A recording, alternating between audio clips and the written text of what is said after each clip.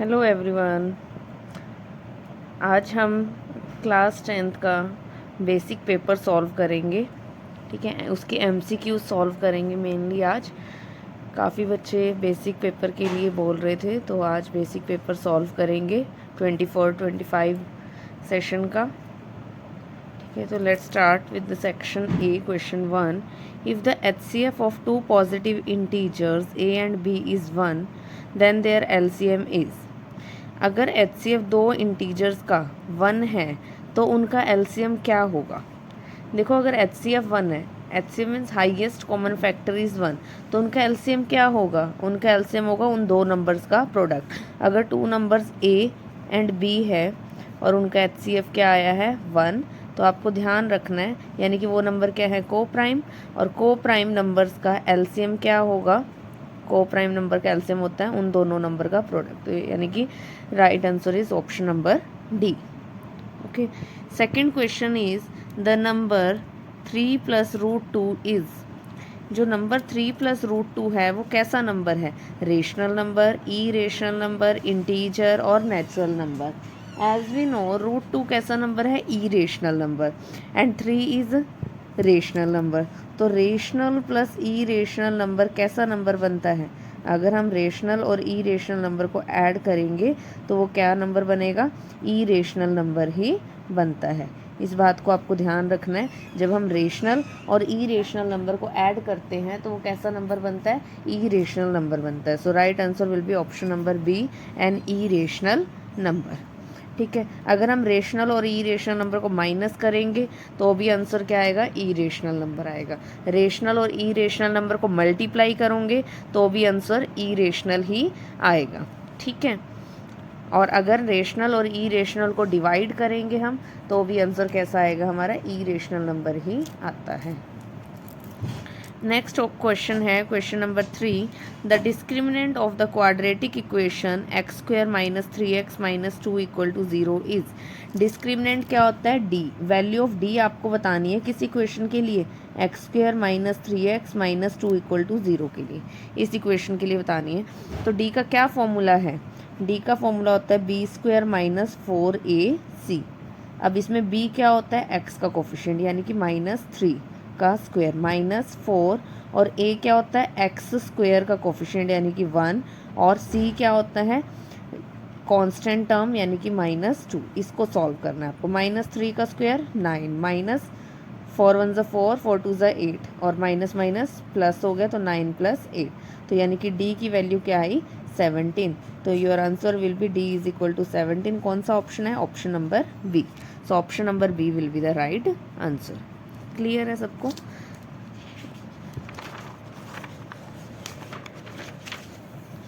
Question number 4 है, the equation x plus 1/x is equal to 3 is expressed as a quadratic equation in the form of ax square plus bx plus c। ये print थोड़ा clear नहीं है, मैं आपके लिए लिख देती हूँ। ax square plus bx plus c equal to 0, और आपको किस चीज़ की वैल्यू फाइंड करनी है, a माइनस बी प्लस सी की वैल्यू फाइंड करनी है। तो इसके लिए क्या करना होगा, देखो थोड़ा आपको सोचना होगा कि हमें ये गिवन है x प्लस 1/x इक्वल 3, इसको हमें इस फॉर्म में एक्सप्रेस करना है। इस फॉर्म में कैसे एक्सप्रेस होगा, इसमें तो हमारे पास x का स्क्वायर दिया है, तो यहाँ पर भी इसके अंदर हमें x स्क्वायर बनाना पड़ेगा। तो क्या कर सकते हैं, इस x को हम क्या कर दें, पूरी इक्वेशन को x से मल्टीप्लाई कर दें। कैसे किया, देखो x plus 1/x equal to 3 है, multiply whole equation by x। x से जब मल्टीप्लाई करेंगे तो ये क्या आ गया, x multiply x square, plus यहाँ क्या आ जाएगा, x कैंसिल 1, और इक्वल में ये x इधर यानी कि 3x। इसको इस तरफ शिफ्ट करें तो ये क्या आ गया, x square minus 3x plus 1 equal में 0। अब इसको क्या करेंगे, हम इसके साथ कंपेयर करेंगे, इस इक्वेशन के साथ, ax square plus bx plus c equal 0। ये इस फॉर्म में बन गई ना। अब तो यहाँ से हमें वैल्यू निकालनी है, a माइनस बी प्लस सी की वैल्यू निकालनी है। a की वैल्यू क्या आई, देखो कंपेयर करो, a कौन है, एक्स स्क्वायर का कोफिशिएंट, एक्स स्क्वायर का कोफिशिएंट क्या है हमारे पास 1, तो हमने लिखा 1। आगे माइनस b कौन है, एक्स का कोफिशिएंट, एक्स का कोफिशिएंट क्या है -3। एक माइनस यहाँ फॉर्मूला में है, क्वेश्चन में है, और एक माइनस ये होगा -3, प्लस सी लिखना है। सी क्या है हमारा 1, तो ये इसको सॉल्व करना है आपको। माइनस माइनस प्लस, तो 1 + 3 4, 4 + 1 5। तो कौन सा आंसर हुआ? Option number A. ठीक है, क्वेश्चन सभी इजी होते हैं, हमें उसको बस थोड़ा सा सोचना होता है। ठीक है, नेक्स्ट क्वेश्चन है, for a point 3, -5 the value of abscissa minus ordinate is. Value of abscissa minus ordinate क्या होगा? इसके लिए बच्चा आपको क्या याद करना होगा कि एब्सिसा क्या होता है। आपको ये अगर पता है तो आप इस क्वेश्चन को आसानी से सॉल्व कर सकते हो। ठीक है, एब्सिसा होता है, इसको नोट डाउन कर लो, एक्स पॉइंट का, एक्स एक्सिस का कोऑर्डिनेट, एक्स एक्सिस कोऑर्डिनेट। ठीक है, और ऑर्डिनेट क्या होता है? ऑर्डिनेट होता है वाई एक्सिस वाला कोऑर्डिनेट। इसको नोट डाउन कर लो, ये इंपॉर्टेंट है। अब आपको पॉइंट दिया है 3, -5। अब इसमें से एक्स एक्सिस वाला कोऑर्डिनेट कौन होता है? फर्स्ट नंबर वाला एक्स का होता है और सेकंड नंबर वाला वाई होता है। तो ये एब्सिसा हुआ, ये ऑर्डिनेट हुआ। अब इनको क्या करना हमें? माइनस। तो 3 माइनस ये फॉर्मूला क्वेश्चन वाला और एक माइनस इसका दिया हुआ है, तो ये क्या आ जाएगा? माइनस माइनस प्लस, तो 3 + 5 8। इसमें भी कई बच्चे गलती कर जाते हैं, फिर ये वाला माइनस वो नहीं लेते, 3 - 5 सीधा -2 और जल्दी जल्दी में ऑप्शन नंबर बी टिक कर देते हैं। तो ध्यान से करना होता है मैथ्स के पेपर में। नेक्स्ट क्वेश्चन है, the mid point of a line segment divides the line segment in the ratio. जो लाइन सेगमेंट का, एक लाइन सेगमेंट है, इसका जो मिड पॉइंट होता है, कहते हैं वो इस लाइन को कितने रेशियो में डिवाइड करेगा? आप बताओ कितने रेशियो में डिवाइड करेगा? देखो, इक्वल पार्ट यहाँ पर है, इक्वल पार्ट यहाँ पर है, तो कितने पार्ट में होगा? इक्वल इक्वल पार्ट में, यानी कि 1:1 में डिवाइड करता है। तो आपको जब भी ऐसा कहीं क्वेश्चन में दे दिया जाए कि जो मिड पॉइंट है वो लाइन सेगमेंट को कितने रेशियो में डिवाइड करेगा, तो आपको आंसर क्या लिखना है? 1:1। ठीक है, 7th है, which of the following is not the criteria for similarity of triangle. Triangles को सिमिलर अगर हमें करना है तो उसके लिए कौन सा क्राइटेरिया फॉलो नहीं होता? AAA rule, SSS rule, SAS rule, RHS rule. कौन से क्राइटेरिया से आप सिमिलैरिटी नहीं बता सकते? बताओ, ये जस्ट सीधा आपको अगर ध्यान है ये रूल्स तो आप आंसर दे सकते हो, इसमें कुछ भी सॉल्व नहीं करना। तो उसके लिए आंसर होता है RHS rule. RHS rule similarity के लिए यूज़ नहीं होता, RHS रूल कॉन्ग्रुएंसी के लिए यूज़ होता है। अगर हमें ट्राइंगल कॉन्ग्रुएंट करनी है तब हम RHS रूल का यूज़ करते हैं, अदरवाइज सिमिलैरिटी के लिए सिर्फ ये 3 ही यूज़ होते हैं। ठीक है, next, from the figures given below which of following is true about the measure of angle P. हमें क्या करनी है? एंगल पी की वैल्यू फाइंड आउट करनी है, एंगल पी की वैल्यू निकालनी है। तो आपको पता है, आपने 10th में सिमिलैरिटी के बारे में पढ़ा है, तो उसका यूज़ करेंगे हम। सिमिलैरिटी क्राइटेरिया क्या बोलता है कि किसी ट्राइंगल को सिमिलर होने के लिए उनकी साइड्स का रेशियो इक्वल होना चाहिए। अगर साइड्स का रेशियो इक्वल होता है तो यानी कि these both triangles are similar. ठीक है, या फिर उसके तीनों एंगल्स इक्वल होंगे। ठीक है, ये 2 एंगल भी आप दिखा दो तो भी हो जाता है। अब क्या करेंगे हम इसमें? इसकी साइड्स हमें तीनों दी हुई है, यहाँ भी और यहाँ भी, तो इस साइड्स का यूज़ करके हम पहले चेक कर लेते हैं कौन सा पार्ट किसके सिमिलर है। तो हमें क्या क्या दिया है हम लिख लेते हैं एक बार। AB की वैल्यू हमें दी है 3.8, AC की वैल्यू दी है 3√3 और BC की वैल्यू क्या दी है हमें? 6 सेंटीमीटर दी हुई है। यहाँ से इस ट्राइंगल से नोट डाउन करते हैं। RP की वैल्यू हमें क्या दी है? 6√3।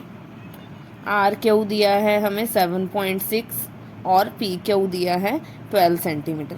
अब आपका काम क्या है? आपको क्या चेक करना है? कौन किसके रेशियो में बन रहा है। रेशियो अगर सिमिलर आ जाता है, हमारा इक्वल आ जाता है रेशियो, तो यानी कि this both triangles are similar.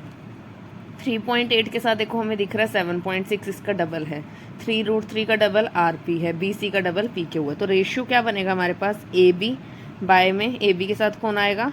RQ, AC के साथ AC के डिवाइड में RP और BC के डिवाइड में PQ। सबका रेशियो क्या आएगा? 1/2, यानी कि ये रेशियो बना। अब आपके सिमिलर कौन हुई? AB के साथ कौन सिमिलर है? RQ। ठीक है, और AC के साथ कौन सिमिलर है? RP, यानी कि आपका A और R इक्वल है, A और R एंगल सेम है। और इसको यहाँ से ही बताती हूँ, आपको ऐसे कंफ्यूज हो सकते हो। ए के साथ देखो कौन आएगा, या तो आर आ रहा है या क्यू आ सकता आ रहा है। ए के साथ यहाँ आर, यहाँ भी आ गया देखो, तो आर ए के साथ होगा, बी के साथ यहाँ से कौन हुआ क्यू, और सी के साथ पी। तो ये ट्रायंगल इस तरह से सिमिलर है। एक बार दोबारा बता देती हूँ ये कैसे हुआ। ए देखो यहाँ है और यहाँ है, इन दोनों में कॉमन कौन है, नीचे भी आर कॉमन है, तो यानी कि ए के साथ कौन सिमिलर में है, आर। बी के साथ कौन बचा, क्यू। सी के साथ पी। तो इस तरह से सिमिलैरिटी बनी, यानी कि ए एंगल किसके बराबर होगा, आर के। ए 80 तो आर 80। बी एंगल किसके बराबर होगा, क्यू के। तो बी 60 तो क्यू भी क्या होगा, 60 होगा। लेकिन हमें तो आंसर किसका निकालना है, एंगल पी का। और पी किसके बराबर है, सी के बराबर, और सी तो दिया ही नहीं, तो सी कैसे निकलेगा। क्योंकि हमें पता है ट्राइंगल के तीनों एंगल का सम क्या होता है, 180 होता है। तो अगर हम ये एंगल निकालें 80 + 60, इसको 180 में से क्या कर देंगे, माइनस कर दे, तो एंगल सी आ जाएगा हमारे पास। ये कितना बनेगा, 80 + 60 हो गया 140, 140 इसमें से काटा 180 में से, तो 40 डिग्री। तो एंगल सी 40 आया। अगर एंगल सी 40 है तो एंगल पी भी कितना होगा, 40 डिग्री। कौन सा आंसर हुआ, ऑप्शन नंबर सी। ठीक है। Question number 9, in the given figure P A is the tangent to a circle with centre O and if O P is 10, O P की value आपको क्या दिया है 10, then the length of A P is, आपको A P की value find out करनी है। ठीक है। इसके लिए आपको क्या है, एक रूल पता होना चाहिए। ये क्या है, ओ ए इज रेडियस और ये टेंजेंट है। अगर ओ ए रेडियस है और ये टेंजेंट है, तो हमें पता है जो रेडियस है वो टेंजेंट के साथ कितने का एंगल बनाती है, 90 डिग्री का एंगल बनाती है। तो इट मीन्स जो एंगल ओ ए पी हुआ वो कितने का हो गया, 90 डिग्री का। ये थ्योरम है ना, ये आप थ्योरम ध्यान करनी है, आपने लर्न करनी है अच्छे से। तो ये एंगल 90 डिग्री का हो गया हमारे पास, राइट। हमें किसकी वैल्यू फाइंड करना है, लेंथ ए पी की वैल्यू फाइंड करनी है। तो इसके लिए हम ट्रिग्नोमेट्री का यूज़ कर सकते हैं डायरेक्ट। अब देखो ये एंगल है, ये 90 डिग्री हुआ, तो ये परपेंडिकुलर, ये बेस और ये हाइपोटेन्यूज, राइट। तो हम क्या करें, A P by O P use करके, ए पी क्या है, एक बेस, और ओ पी क्या हुआ, हाइपोटेन्यूज। बेस बाय हाइपोटेन्यूज क्या होता है, कोस, और कोस एंगल क्या होगा, 30 डिग्री। कोस 30 कितना होगा, ए पी की वैल्यू क्या है, निकालनी है। ओ पी की वैल्यू 10 है। कोस 30 की वैल्यू क्या होती है बताओ, कोस 30 इज √3/2। तो ये 10 इधर डिवाइड में, इधर जाके मल्टीप्लाई, तो ए पी क्या आ गया, √3/2 × 10, 5। तो answer A P is equal to 5√3 centimetre. ठीक है। तो right option is answer number D. Next है, which of following statement is false. इसमें से कौन से स्टेटमेंट फॉल्स है। ये आप कब सॉल्व कर पाओगे, अगर आपको इनकी वैल्यूज याद है। एक टेबल है ट्रिग्नोमेट्रिक टेबल, उसको आप अच्छे से अगर लर्न कर लेते हो तो उसमें से भी आपके 2-3 मार्क्स के क्वेश्चन होते हैं। तो उस टेबल को भी अच्छे से लर्न करें। टेंजेंट 45 की वैल्यू क्या होती है, 1। कॉट 45 1, तो 1 इज इक्वल टू 1, ये तो ठीक है, फॉल्स नहीं है। साइन 90 होता है 1, और टेंजेंट 45 क्या होता है 1, तो 1 = 1, ये भी ठीक है। साइन 30 की वैल्यू क्या होती है 1/2, और कॉस 30 की वैल्यू क्या होती है √3/2। तो ये तो इक्वल नहीं है, इन्होंने कहा लेकिन इक्वल है, तो ये क्या होगी हमारी स्टेटमेंट फॉल्स। और इन्होंने यही पूछा था, which of following statement is false. अगला भी देख लेते हैं। फिर भी साइन 45 होता है 1/√2, और कॉस 45 भी क्या होता है 1/√2, तो ये भी इक्वल है। तो अगर आपको इनकी वैल्यूज पता होती तो आप इजिली इस सम को कर पाते। नेक्स्ट है 11th question, the value of tangent square A minus 1/cos square A is, तो क्या होगी वो, इसकी वैल्यू आपको बतानी है। तो इसके लिए क्या पता होना चाहिए कि 1/cos ए क्या होता है, 1/cos ए क्या होता है, सिकेंड। तो 1/cos स्क्वायर ए की वैल्यू क्या होगी, tangent square A minus 1/cos square ए क्या होता है, सिकेंड स्क्वायर ए। तो इसका आंसर बताना है। इसके लिए आपको आइडेंटिटी पता होनी चाहिए। आइडेंटिटी क्या होती है आपकी, इसके लिए आपको आइडेंटिटी पता होनी चाहिए। आइडेंटिटी क्या, हमें इसकी वैल्यू फाइंड आउट करनी है, राइट। क्योंकि 1/cos स्क्वायर ए क्या होता है, सिकेंड स्क्वायर ए, हमें इसकी वैल्यू फाइंड आउट करनी है। अब आप आइडेंटिटीज को याद करो। आइडेंटिटी क्या होती है, secant square A minus tangent square A is equal to 1 होती है, ये होती है आइडेंटिटी। ठीक है। लेकिन हमें निकालनी है tangent square A minus second square ए की वैल्यू निकालनी है। तो इसमें से अगर हम माइनस कॉमन ले लेंगे तो वो क्या बन जाएगा, अगर इसमें से मैं माइनस निकाल लूँ बाहर तो क्या आगे ये आ जाएगा ना, यहाँ पर tangent square A minus second square यही बन जाएगा इक्वल 1। तो ये माइनस इधर शिफ्ट किया, यानी कि tangent square A minus second square ए की वैल्यू क्या आएगी, -1। ठीक है, तो answer, right answer is option number D. और कुछ बच्चे जल्दी जल्दी में क्या करते हैं, इसका आंसर 1 कराते हैं, वो सोचते हैं आइडेंटिटी ही यही थी। राइट, तो ध्यान से पेपर करना होता है, बार बार उसको रीचेक करना चाहिए। Question number 12 is in the given figure which of following angles represent the angle of depression. कौन सा एंगल है इसमें से जो एंगल ऑफ डिप्रेशन को रिप्रेजेंट कर रहा है। एंगल ऑफ डिप्रेशन क्या होता है, जब हम नीचे से ऊपर की तरफ देखते हैं। ठीक है, सॉरी, एंगल ऑफ डिप्रेशन क्या होता है, जब हम ऊपर से नीचे की तरफ देखते हैं वो होता है हमारा एंगल ऑफ डिप्रेशन, और जब नीचे से ऊपर की तरफ देखते हैं वो होता है एंगल ऑफ एलिवेशन। तो हमें पूछा है angle of depression. Angle of depression यानी कि ऑब्जर्वर यहाँ है, ऑब्जर्वर यहाँ से वो नीचे देखेगा। अब ये क्या एग्जामिनर ने कंफ्यूज करने के लिए डाला है, कई बच्चे सोचेंगे वाई होगा इसका, नहीं वाई नहीं होगा। हमें क्या करना होता है, ऑब्जर्वर की आई क्या कहाँ होगी, यहाँ, और वो हॉरिजेंटल लेवल पे उसकी मेजरमेंट लेते हैं हम लाइन के साथ। तो एंगल ऑफ डिप्रेशन हुआ आपका ये वाला जेड। ठीक है, कि ऑब्जर्वर की आई का एंगल इस लाइन का, ऑब्जेक्ट का एंगल इस मतलब हॉरिजेंटल लाइन के साथ क्या बनेगा, उस एंगल को बोलते हैं एंगल ऑफ डिप्रेशन। तो right answer is option number C. ठीक है, नेक्स्ट है the perimeter of the shaded region in the given figure. Shaded region कौन सा है, ये वाला। हमें इसका पेरीमीटर फाइंड आउट करना है। पेरीमीटर के लिए क्या होता है बच्चा, हमें जो भी लाइंस हैं, लाइंस दी हुई हैं, उनको जस्ट ऐड करना होता है और कुछ भी नहीं। ठीक है, तो ऐड करेंगे हम कैसे, अच्छा ये भी है, ये भी शेडेड रीजन है, तो हमें क्या ये पूरे का वो निकालना है पेरीमीटर।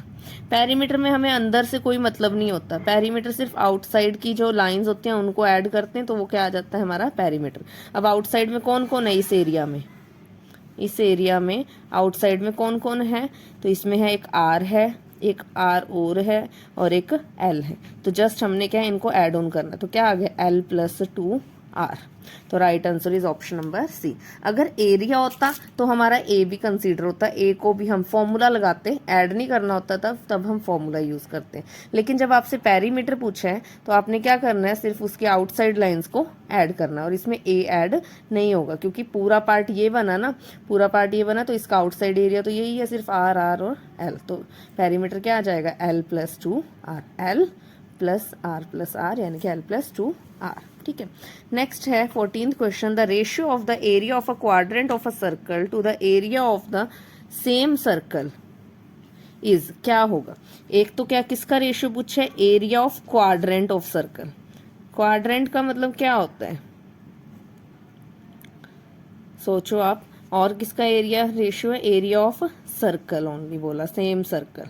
इनका रेशियो बताना है। क्वाड्रेंट मीन्स होता है क्वाड मीन्स उसका फोर्थ पार्ट। अगर ये सर्कल है तो इसका फोर्थ पार्ट, 4 पार्ट में हम इसको डिवाइड कर देते हैं, 1 2 3 4। तो इस पार्ट का एरिया रेशियो पूरे सर्कल का एरिया। तो इसका देखो, पूरे सर्कल का एरिया पता है हमें क्या होता है, πr² होता है, राइट। तो क्वाड्रेंट का क्या होगा, पूरे का πr² है, तो इस पार्ट का क्या होगा, 1/4 होगा, इसका टोटल का 1/4 πr²। πr² से πr² कैंसिल, यहाँ क्या बचा 1, तो ये 4 डिवाइड में ये इधर चला जाएगा, तो क्या आ गया 1:4। So right answer is option number C. Question number 15 is for which of the following solid is the lateral curved surface area and the total surface area is the same। कि इनमें से ऐसी कौन सी फिगर है जिसका curved surface area and total surface area same होता है। Curved आप सबको पता है, कर्व्ड में सिर्फ आउटर कंसीडर करते हैं, और टोटल में हम अपर और लोअर पार्ट भी कंसीडर करते हैं। कर्व्ड में क्या होता है, सिर्फ साइड वाला एरिया हम कंसीडर करते हैं। तो किसका एरिया है जिसका कर्व्ड सरफेस एरिया और टोटल सरफेस एरिया सेम होता है, तो ये आपको पता होना चाहिए, वो होता है स्फीयर का। स्फीयर का कर्व्ड सरफेस ऐसे भी क्या होता है 4πr² होता है, और ts से टोटल सरफेस एरिया भी क्या होता है 4πr² होता है, क्योंकि इसकी शेप क्या होती है ये।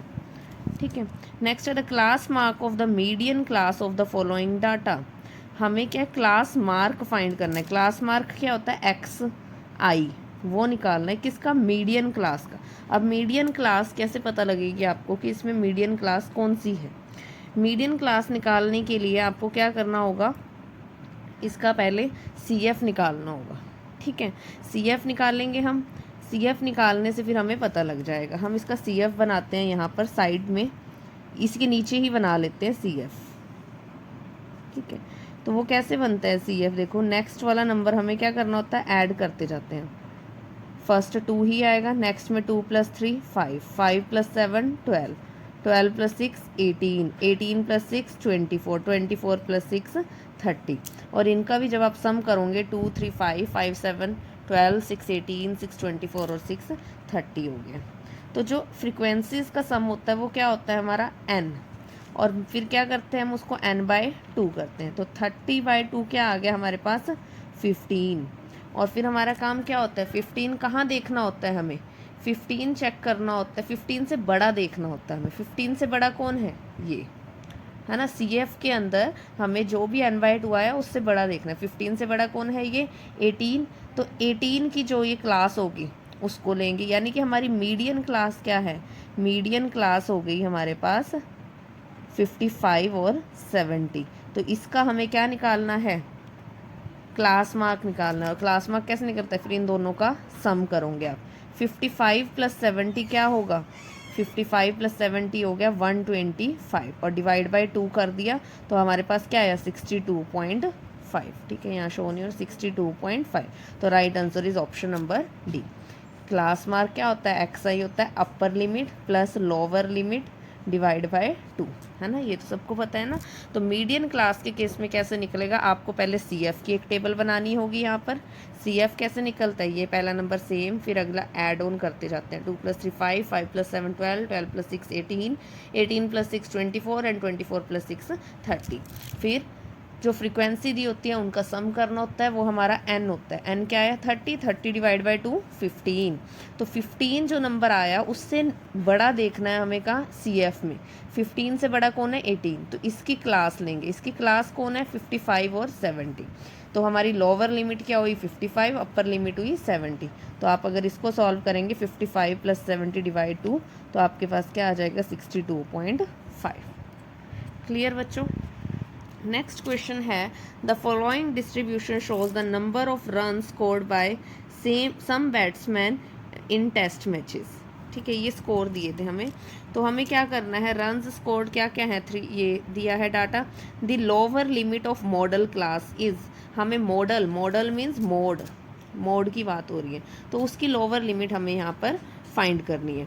मोड के केस में हम क्या करते होते हैं, जो ये फ्रीक्वेंसी दी होती है उसमें सबसे बड़ा नंबर हमें देखना होता है।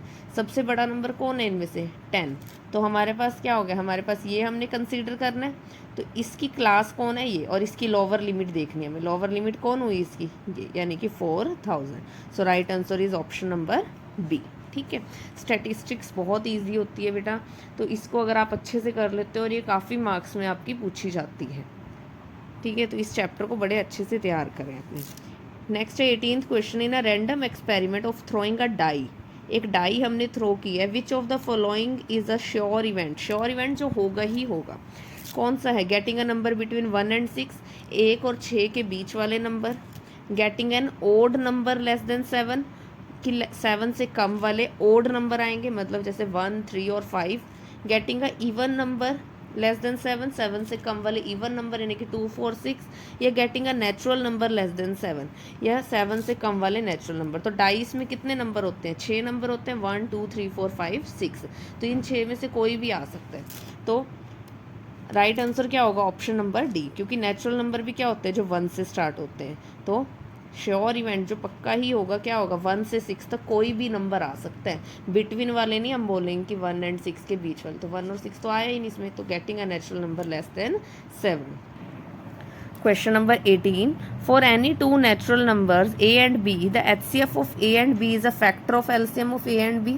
तो कहते हैं किसी भी दो नंबर हैं अगर a और b, जो उनका HCF होता है, क्या वो LCM के ही फैक्टर होते हैं, LCM के ही फैक्टर होते हैं। तो यस, दिस इज़ राइट। हम ऐसे ही करते हैं, जो LCM आया उसमें से ही HCF जो दोनों में से कॉमन होगा वही वाला HCF होता है हमारा, है ना। सेकंड है, यानी कि ये तो ट्रू है। HCF of any two natural number divide both the number. जो HCF आता है वो दोनों नंबर्स को डिवाइड करता है। जैसे हम अगर कहें 4 और 2 है, 4 और 2 नंबर है, इन दोनों का हमें HCF और LCM निकालना है। HCF क्या आएगा इन दोनों का? HCF आएगा 2 और LCM भी क्या आएगा? वैसे इसमें तो 2 ही आएगा। तो HCF क्या हुआ? इसका फैक्टर हुआ एक, तो इसमें से ही आया, ठीक है। और HCF of any two natural number divide both the number. जो HCF आया वो दोनों नंबर को डिवाइड करेगा। 2 है 4 को भी डिवाइड करता है, 2 2 को भी डिवाइड करता है। तो जो HCF आता है दोनों नंबर को डिवाइड करता है। तो ये भी ठीक है। तो दोनों ही बातें सही हैं और and R is the correct explanation of the assertion A। तो right answer is option number A, ये वाला हो जाएगा। नेक्स्ट है the value of P for which the system of equations क्या दिया? 4x plus P Y plus 8 equal 0 and 2x plus 2y plus 2 equal 0 is consistent is 4। कहते जो P की वैल्यू आएगी वो 4 आएगी। अब देखो इसको हम निकालते हैं, कैसे होता है? A1 बाई A2 करना होता है 4 divide by 2 equal P divide by 2 equal 8 divide by 2, ठीक है। तो इसमें क्या होगा? 4 डिवाइड बाई 2 किया 2 आ गया, 8 डिवाइड बाई 2 किया 4 आ गया। हमें सॉल्यूशन कैसा बनाना है? कंसिस्टेंट। तो 4/2 P/2 एंड 8/2 ये किया हमने। तो इसका रेशो आया 2, इसका रेशो आया 4। हमें क्या करना है? सॉल्यूशन है वो कंसिस्टेंट आना चाहिए। कंसिस्टेंट किस किस केस में होता है? इंटरसेक्टिंग लाइन के केस में होता है और कोइंसिडेंट लाइंस के केस में होता है, उनमें कंसिस्टेंट होता है। तो यानी कि या तो हमारी कंडीशन फॉलो है कोइंसिडेंट लाइंस वाली या फिर इंटरसेक्टिंग लाइन वाली। अब हमें पता है कोइंसिडेंट लाइंस के केस में तो क्या होंगे? फर्स्ट 2 है वो तीनों के तीनों क्या होंगे? इक्वल होंगे उसके अंदर। तो वो केस तो फॉलो नहीं हो रहा, तो हमें इंटरसेक्टिंग लाइन वाला फॉलो करना होगा। तो इंटरसेक्टिंग लाइन में क्या होता है? A1 by A2 not equal to B1 by B2 होता है। तो यानी कि यहाँ पर फर्स्ट वाला ratio 2 is not equal to P/2 आना चाहिए, यानी कि P नॉट इक्वल टू 4 आना चाहिए। बट इन्होंने कहा कि P 4 होगा, तो फर्स्ट स्टेटमेंट क्या हो गई? फॉल्स हो गई। वैसे तो इस अगर ये फर्स्ट आ गया तो सेकंड चेक करने की भी ज़रूरत नहीं होती, क्योंकि फॉल्स वाला जब A फॉल्स हो जाए तो आंसर क्या आ जाएगा? Option number D। बट इसको देख लेते हैं। The system of equations A1x B1y C1 and that second equation is consistent with infinitely many solution if A1 by A2 equal B1 by B2 equal C1 by C2। अगर तीनों pair equal आए तो infinitely many solution होते हैं। तो ये चीज़ बिल्कुल सही है, राइट है। तो आंसर क्या हो गया? A फॉल्स और R क्या हो गया? ट्रू हो गया। तो right answer is option number D। I hope आपको ये पेपर के MCQs